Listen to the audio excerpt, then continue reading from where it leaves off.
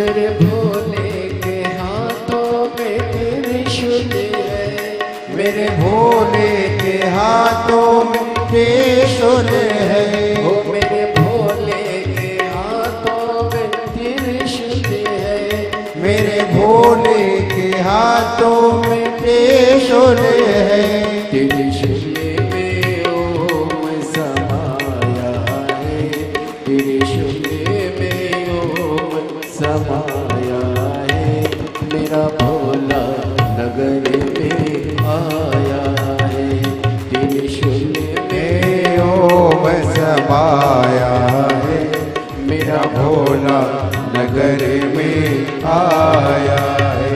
ओ मेरा भोला नगर में आया है, मेरा भोला नगर में आया है। हरि ओम में ओम समाया है, हरि ओम में ओम समाया है। मेरा भोला नगर में आया है, हरि ओम में ओम समाया है, मेरा भोला नगर में आया है। राधे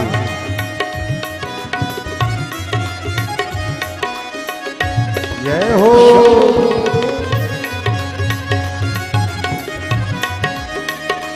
राधे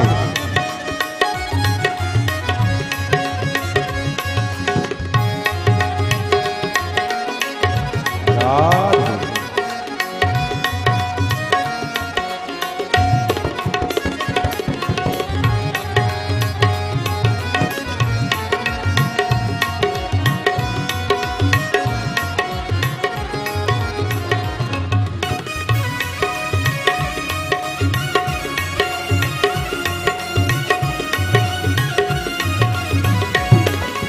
भोले राधे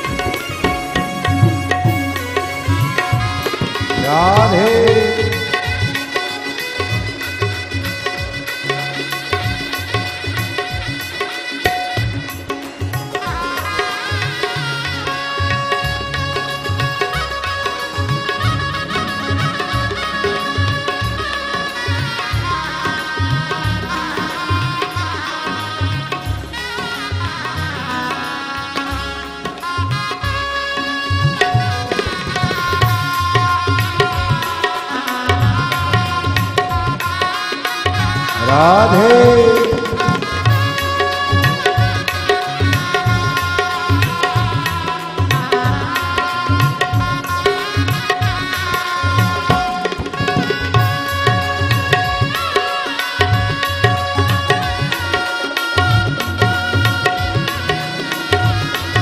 राधे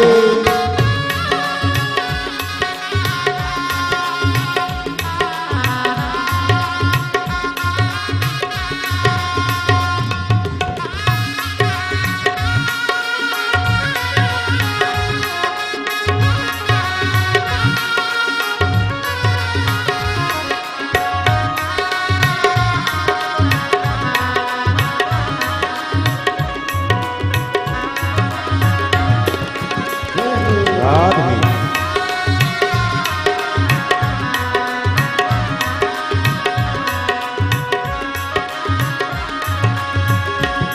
मेरे भोले के मस्तक पे चंदा है, मेरे भोले के मस्तक पे चंदा है। ओ मेरे भोले के मस्तक पे चंदा है, मेरे भोले के मस्तक पे चंदा है। मेरे भोले के मस्तक पे चंदा है, मेरे भोले के मस्तक पे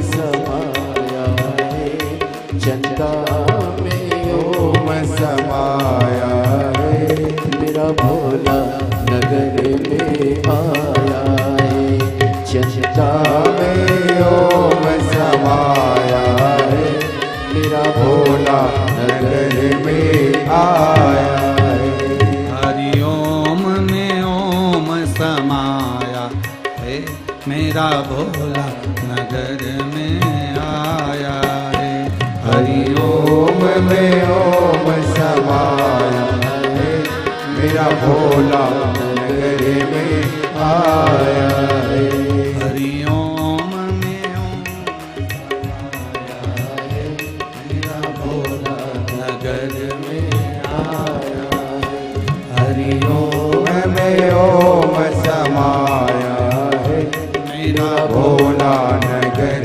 में आया है मेरा भोला नगर में आया है मेरा भोला नगर में आया है मेरा भोला नगर में आया है मेरा भोला नगर में आया हार हार अपने स्थान पर बैठकर भगवान शिव जी से अपने मन की बात करिए। जहाँ जगह मिले वहाँ बैठकर बाबा देवाधिदेव महादेव से अपने हृदय की बात बड़े भाव के साथ में दिल से प्रार्थना करिए। बड़े आनंद के साथ बैठकर भगवान शिव से अपने मन की बात कहिए।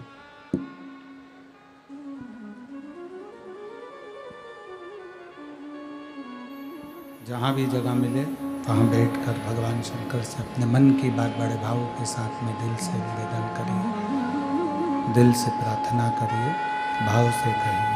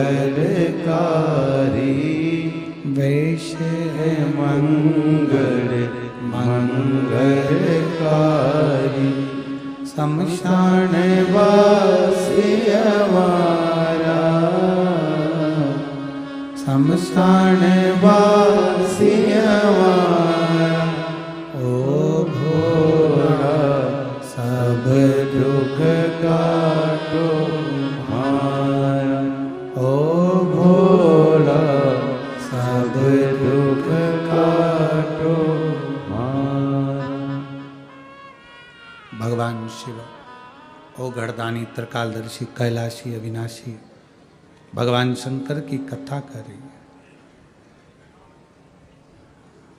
दिवोदास की धर्म पत्नी अनंग मोहिनी, काशी नरेश की धर्म पत्नी अनंग मोहिनी। और वो अनंग मोहिनी निकल कर जा रही थी, एक बुजुर्ग वृद्ध माता पिता बैठे थे, बूढ़े हैं, कांप रहे हैं, चिल्ला रहे हैं।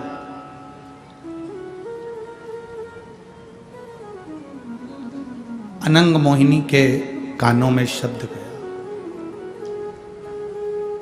आपसे अगर कोई पूछे कि शंकर जी पे जल चढ़ाया हुआ घर क्यों ले जाया जाता है, पीने के क्यों काम आता है, आचमन क्यों किया जाता है, उस जल का महत्व क्या?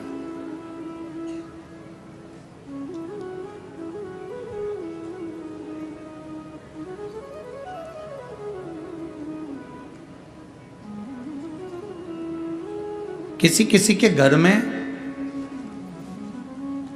किसी किसी शिव मंदिर में,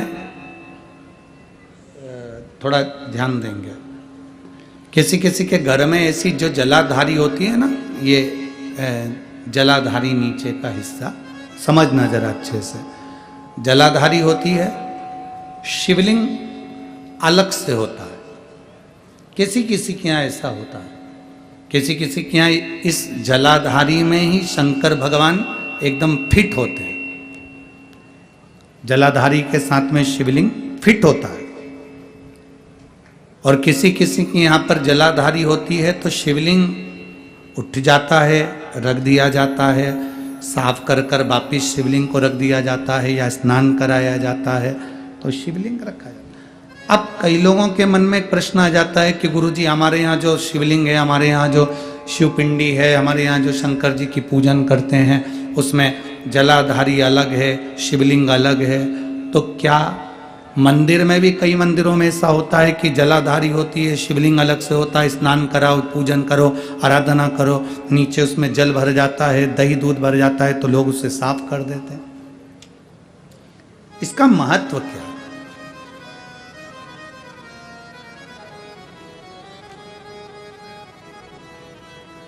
पहले तो अच्छे से समझ लो उसको।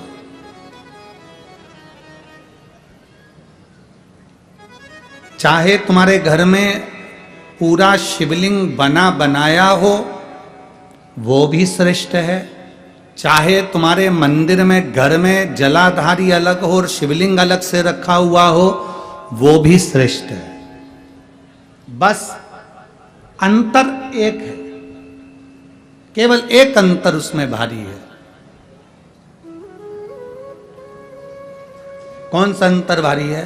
कि जो शिवलिंग फिट है, जो शिवलिंग उसमें लगा हुआ है, उसकी आप आराधना कर रहे हैं, उसमें आप जल चढ़ा रहे हैं, भक्ति कर रहे हैं, आराधना कर रहे हैं, उसका भी फल पूरा मिलेगा। जो शिवलिंग अलग से है, उस जलाधारी पर रखा हुआ है, उसकी आराधना कर रहे हैं, उसका भी फल पूरा मिलेगा। पर अंतर इतना आता है कि जैसे जो फिट शिवलिंग है जलाधारी के साथ रखा हुआ, उस पर एक बेलपत्र चढ़ाई हुई, एक बेलपत्र चढ़ाई हुई हजारों फल देने वाली होती है। जो अलग शिवलिंग अलग जलाधारी होती है उस पर एक बेलपत्र भी अगर हम चढ़ा रहे हैं तो वो सहस्त्र सहस्त्र फलदायी प्रदान कर देती है। उसमें कई लोगों के मन में एक संशय हो जाता है, हमारा नीचे का जो जलाधारी है वो चांदी की है, शिवलिंग नर्मदा के कंकर का। कई बार किसी के मन में आ जाता है कि हमारे यहाँ जलाधारी अलग है पीतल की, शिवलिंग हमारे यहाँ कांच का है, स्फटिक का है, पारद का है या पाषाण का है, तो क्या फल देगा कि नहीं देगा? क्यों नहीं देगा?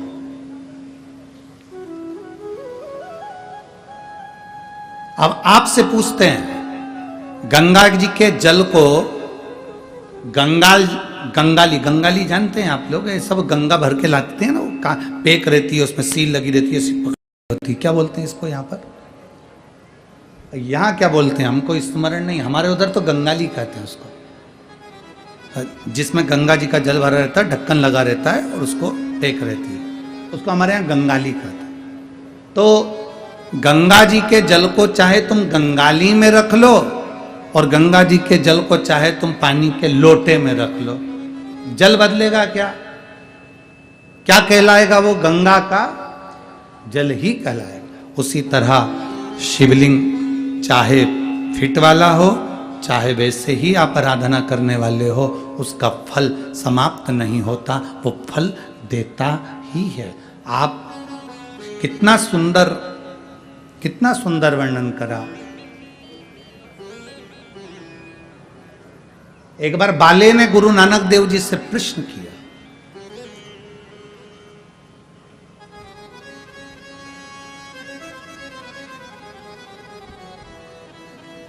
बड़ा विचित्र सेवक था ये बाले, भगवान गुरु नानक देव जी का बड़ा विचित्र। उसने एक प्रश्न किया, गुरु नानक देव जी से प्रश्न किया कि गुरुवर,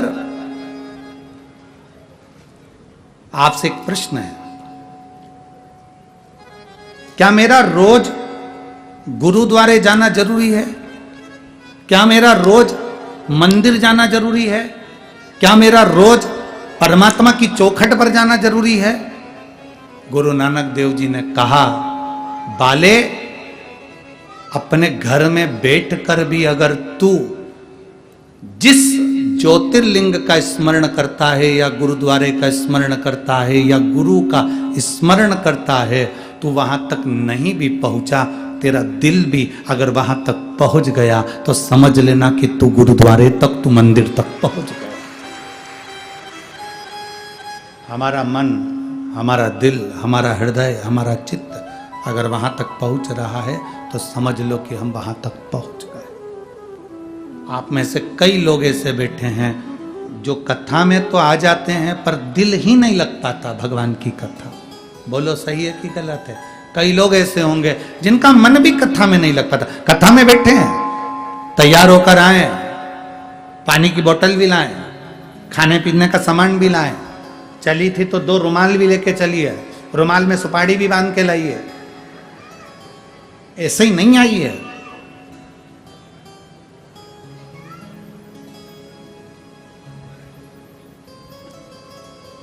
दिल भी तो लगना चाहिए, मन भी तो लगना चाहिए। जहां मन परमात्मा से लग जाता है फिर परमात्मा हमसे दूर नहीं रहता, हम परमात्मा के करीब में पहुंच जाते हैं और परमात्मा हमारे करीब में आ जाता है। हमारा मन परमात्मा से। एक पत्र है, देखिए,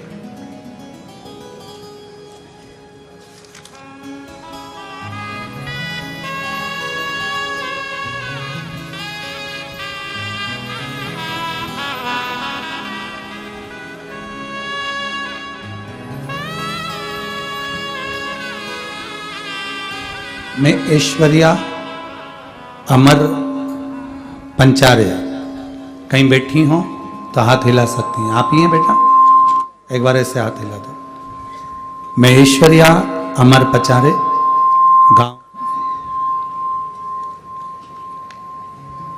गांव महाकालपुर, तहसील वणी, जिला यवतमाल।